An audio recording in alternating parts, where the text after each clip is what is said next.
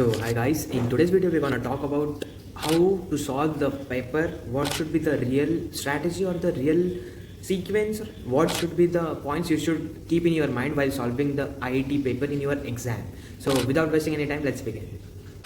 Okay, so the first thing or the first point you should keep in your mind while solving the paper is don't jump to a random section or a random subject और तुम उसे solve करने लग गए. Don't do that.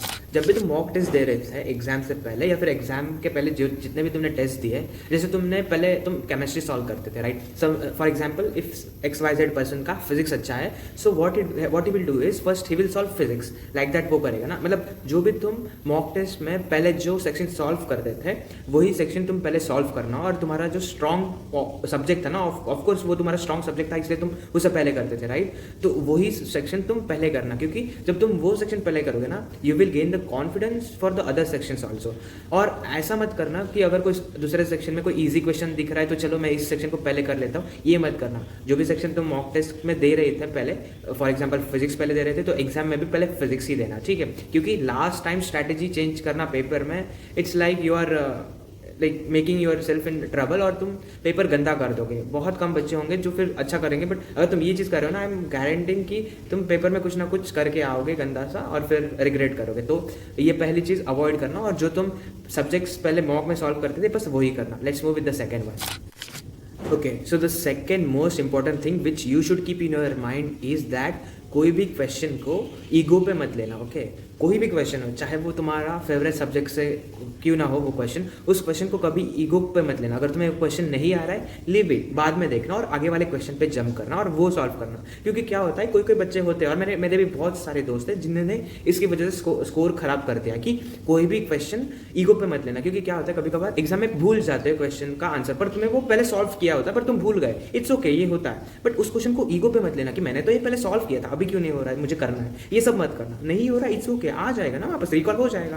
पहले तुम दूसरा कर लो, फिर उसके बाद में लास्ट में उस पे आना और फिर तुम टाइम देना. बट स्टार्टिंग में ही अगर तुम उस क्वेश्चन पे ईगो पे लेके सॉल्व करने लग रहे हो, you are just doing a nonsense thing. तुम कोई अच्छा गेम नहीं खेल रहे हो यहाँ पे, you are just wasting your time. So इसीलिए कोई भी क्वेश्चन को ईगो पे मत लेना, जस्ट ट्रीट इट इक्वली, और नहीं आ रहा है तो छोड़ दो और आगे पर बढ़ो, ठीक है? So let's move with the third. Okay, so the third is the most important, और बाकी भी पहले वाले दो इंपॉर्टेंट थे ही, दैट कि एक्यूरेसी पे ध्यान देना.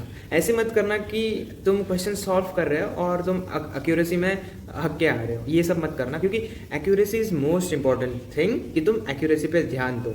अगर कोई क्वेश्चन तुम 100% श्योर हो, पहले उसे टिक करो. और अगर कोई क्वेश्चन तुम्हें श्योर ना हो, पहले वो मत करना, टिक मत करना. अगर 50-50 भी चांसेस है, वो मत करना. उसे मार्क करके रख देना कि उसको वापस देखना है, बट उसको सॉल्व मत करना. पहले जो कंफर्म क्वेश्चन है उसे सॉल्व करो. And if you are scoring a decent score, you can take a risk. अगर तुम्हें लेना है तो अगर तुम छोड़ भी सकते हो ना वो क्वेश्चन को, अगर तुम डिसेंट स्कोर पूरे इसमें कर पा रहे हो. क्योंकि क्या होता है, कभी कभी अगर तुम्हें 50-50 चांस होता है ना, तो मैं 100% बोलता हूँ कि कोई ना कोई बच्चा होगा, वो ये करेगा, भाई एक मतलब ऐसे कर दूंगा तो क्या ही फर्क पड़ रहा है, 50-50 चांसेस है तो एक को मार्क कर देता हूँ, तो 50% चांस है कि वो बराबर आ जाए. बट होता क्या है कि ठीक है तुमने मार्क किया, अगर गलत आ रहा है ना, जो तुम अच्छा स्कोर कर रहे हो तो तुम एक्यूरेसी बिगाड़ के उसे नीचे ला रहे हो, है ना? पहले जो श्योर क्वेश्चन है, you do that. If you are scoring a decent score around 130-140, it is also fine. अगर तुम वो क्वेश्चन को श्योर नहीं हो, यू शुड लीव इट. क्योंकि अगर वो नेगेटिव हो गया, तुम क्वेश्चन में गलती करके -1 कर रहे हो, है ना? और मतलब टोटल तुम्हारा 5 मार्क जा रहा है. तो ये बात ध्यान में रखना कि एक्यूरेसी पे ध्यान देना है. Okay, so the last point you should keep in your mind is कि कोई भी क्वेश्चन को अंडर एस्टिमेट मत करना. चाहे फिर वो कितना भी इजी क्वेश्चन हो, उतने ही कंसंट्रेशन से उसको सॉल्व करना. जितना कंसंट्रेशन से तुम हार्ड वाले क्वेश्चन सॉल्व करते हो, उतना ही उसे एफर्ट देके सॉल्व करना. क्योंकि बहुत बार ऐसा होता है कि सिली मिस्टेक कर देते हो, कभी कभी ऑप्शन ठीक से नहीं पढ़ते हो और फिर हाँ भाई ये तो ईजी है, यू जस्ट सॉल्व इट, और वो ऑप्शन में होता भी है कि वो आंसर, और तुम उसको हड़बड़ी में कर देते हो, और फिर घर पे आके पता चलता है कि मैंने तो ये गलत कर दिया. And that is the most regret वाला थिंग, है ना? उसमें इतना रिग्रेट होता है ना कि मुझे ये आते हुए भी मैंने क्वेश्चन गलत कर दिया. तो ये मत करना कि कोई भी क्वेश्चन को तुम लाइटली लेके सॉल्व कर रहे हो. अगर इजी भी हो तो उतना ही सीरियसनेस से उसको सॉल्व करके एग्जाम में आना, ठीक है? मतलब एग्जाम में करके आना.